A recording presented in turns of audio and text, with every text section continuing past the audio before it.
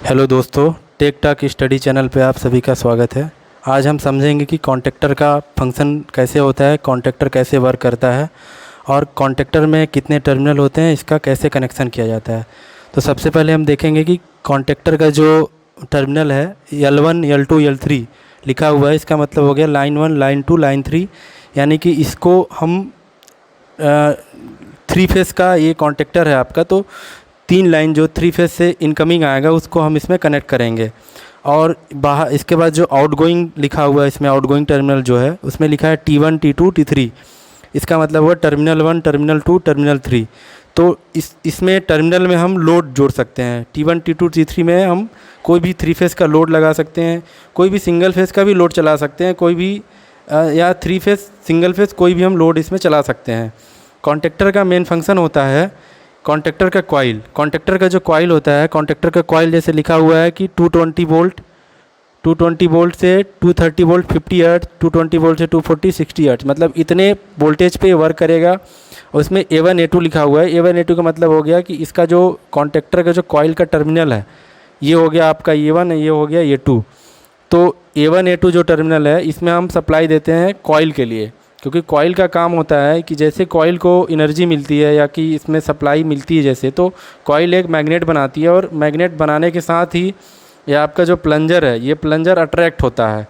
Actually में जब तक कॉइल ऑपरेट नहीं होगा तब तक ये यनो रहेगा, यानी कि यहाँ से L1, L2, L3 जो टर्मिनल हैं यहाँ से, और T2, T3, T1, T2, T3 का जो कनेक्शन है ब्रेक रहेगा बीच में, क्योंकि इसका काम है एनसी बनाना। जैसे ही मैग्नेटिक सर्किट बने, मैग्नेटिक इसमें फ्लक्स जनरेट होगा आपका कॉइल में, वैसे ही आपका ये जो प्लंजर है नीचे जाएगा और जो कॉन्टेक्ट आपके ओपन है वो क्लोज हो जाएंगे। तो L1, L2, L3 और T1, T2, T3 एक दूसरे से कनेक्ट हो जाएंगे और आपकी सप्लाई मोटर को या किसी लोड को मिलने लगेगी। ये हो गया आपका बेसिक फंक्शन। तो आपका सबसे जो इम्पोर्टेंट रोल प्ले करता है आपके कॉन्टेक्टर में, वो होता है कॉन्टेक्टर का कॉइल। कॉन्टेक्टर का कॉइल वर्क करता है सिंगल फेस पे, क्योंकि इसमें लिखा है कि ये सिंगल फेस पे वर्क करेगा और इसको 230 वोल्ट से 240 वोल्ट की ज़रूरत होती है। और ये जो आपका टर्मिनल है लोड लाइन 1, लाइन 2, लाइन 3, इसमें हम 440 वोल्ट लगा सकते हैं 3 फेस में, और सिंगल फेस भी किसी लोड को दे सकते हैं, क्योंकि इसका मेन पर्पस होता है कि ये अगर नीचे जाएगा तो ये दोनों टर्मिनल कनेक्ट होंगे, और दोनों मतलब तीनों टर्मिनल, ये तीनों टर्मिनल से कनेक्ट आपस में हो जाएंगे। और ये जो आपका यनो नॉर्मली ओपन रहता है, और जैसे ही आपका ये कॉइल इनर्जाइज होगा, कॉइल में करंट फ्लो होगा और कॉइल मैग्नेटिक फ्लक्स इसमें बनाएगी और इसमें एक इलेक्ट्रोमैग्नेट बनेगा। तो ये आपका जो प्लंजर है जैसे ऊपर रहता है तो नीचे चला जाएगा और ये क्लोज हो जाएगा। ये होता है आपका बेसिक फंक्शन। तो इसमें हम देखेंगे कि अभी हमने एक यहाँ पे MCB लिया है, और MCB को एक फेस और MCB से एक फेस और न्यूट्रल लिया है, और इसके बाद एक MCB लिया हमने, MCB से एक आउटपुट लिया है फेस और न्यूट्रल, उसको हमने जोड़ा है पर इसके कॉन्टेक्टर के L1 और L3 में, क्योंकि हमने एक सिंगल फेस का यूज किया है लोड, इस वजह से हम 2 फेस और न्यूट्रल 2 सप्लाई ले रहे हैं। एक फेस ले लिया और एक न्यूट्रल ले लिया, और इस फेस और न्यूट्रल को डायरेक्ट पैरेलली, इसके पैरेलल में हम कॉन्टेक्टर के कॉइल को कनेक्शन दे दिया है, क्योंकि बिना कंडक्टर के कॉइल के कनेक्शन के बिना ये कोई मतलब नहीं इसका, क्योंकि कार्य ही नहीं करेगा, क्योंकि ये नीचे जाएगा नहीं तो ये ऑन नहीं होगा। मेन पर्पस हमारा ये कि कॉन्टेक्टर के कॉइल को सप्लाई देना। तो यहाँ से हमने डायरेक्टली यहाँ से पैरेलल दे दिया समझाने के लिए, और यहाँ से हमने एक अलग से टैपिंग किया है और इसको फेस दे दिया है, और यहाँ से इसको न्यूट्रल दे दिया है। तो दोनों आपके जो A1 और A2 टर्मिनल हैं इसको हमने फेस न्यूट्रल के इनकमिंग से पैरेलल में दे दिया है। इसके बाद यहाँ से 2 आउटपुट हमने निकाला है, और आउटपुट को हम एक सिंगल फेस का जो इंडिकेटर होता है 240 वोल्ट पे वर्क करने वाला, इसको हमने लगा दिया है एज ए लोड। तो हम समझेंगे कि अब इसका 240 वोल्ट का जो लोड है कैसे ऑन होगा और किस तरीके से कॉन्टेक्टर का कॉइल वर्क करेगा। अब सबसे पहले हम इसको सप्लाई ऑन करते हैं। सप्लाई जैसे ऑन करें, क्योंकि हमने डायरेक्टली ऐड किया हुआ, कहीं यहाँ बीच में कहीं कोई भी स्विच नहीं लगाया। जैसे हम इसको ऑन करेंगे तो आपका देखिए कॉन्टेक्टर नीचे चला गया, और कॉन्टेक्टर का प्लंजर नीचे चला गया और कॉन्टेक्टर ऑन हो गया, और आपका लोड जो है ऑन हो गया, जलने लगा।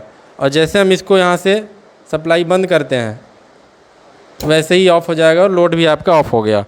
यानी इसका मतलब ये है कि कॉन्टेक्टर का जो कॉइल है जैसे इनर्जाइज होगा, ये आपका प्लंजर नीचे जाएगा और यहाँ का जो कॉन्टैक्ट है ये NO से NC बनेगा, और NC बनेगा तो लोड को पावर और सब करंट फ्लो होगा और लोड अपना स्टार्ट हो जाएगा। एक बार और दिखा देते हैं। जैसे हम इसको ऑन किए तो आपका जो कॉन्टेक्टर है ऑन हो गया और इसी टाइम पे आपका लोड भी ऑन हो गया, क्योंकि सप्लाई यहाँ से इनकमिंग से आउटगोइंग पे जाने लगी है। यह हो गया हमारा कॉन्टेक्टर का फंक्शन। इसके बाद हम इसमें कई तरीके से कॉन्टेक्टर के कॉइल को कंट्रोल करके हम direct online starter, star delta starter और semi automatic auto transformer starter हम बनाते हैं, क्योंकि मेन फंक्शन तो आपका ये कॉइल का होता है। जैसे कॉइल को इनर्जाइज कराएंगे, जैसे कॉइल को सप्लाई मिलेगी, उसी तरीके उसी टाइम पे आपका ये NO से NC बनेगा और यहाँ से आपका सप्लाई जाएगा।